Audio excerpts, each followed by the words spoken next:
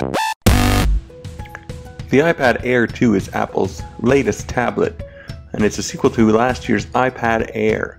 Apple didn't just take the design from last year and improve the internals though. This time they actually made a redesign just a year later, which is highly unusual for them.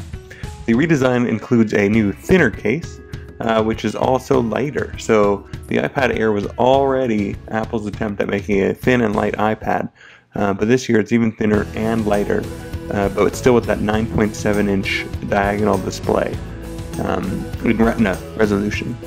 This year's iPad also comes in gold, and as you can see here, we have that model in for review. Now, I'm not the biggest fan of gold personally, but if this is what you want, this is a lot of gold, so this is going to scratch your gold edge.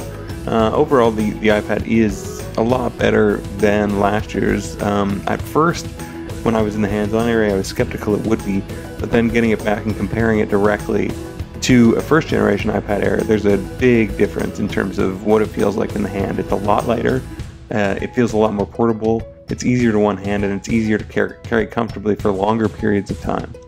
Apple also introduced Touch ID on this generation of iPad Air, and Touch ID is a big improvement.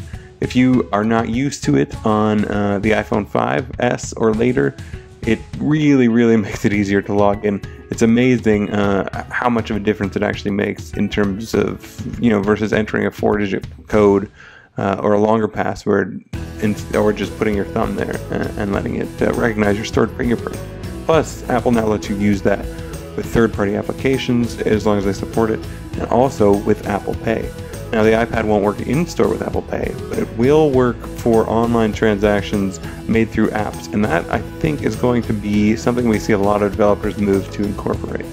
So this is it side by side with the iPad Mini 3, and I have to say this year, the iPad Air easily takes the cake. There's no question in my mind, if you're looking for a new tablet, the iPad Air 2 is the best one available.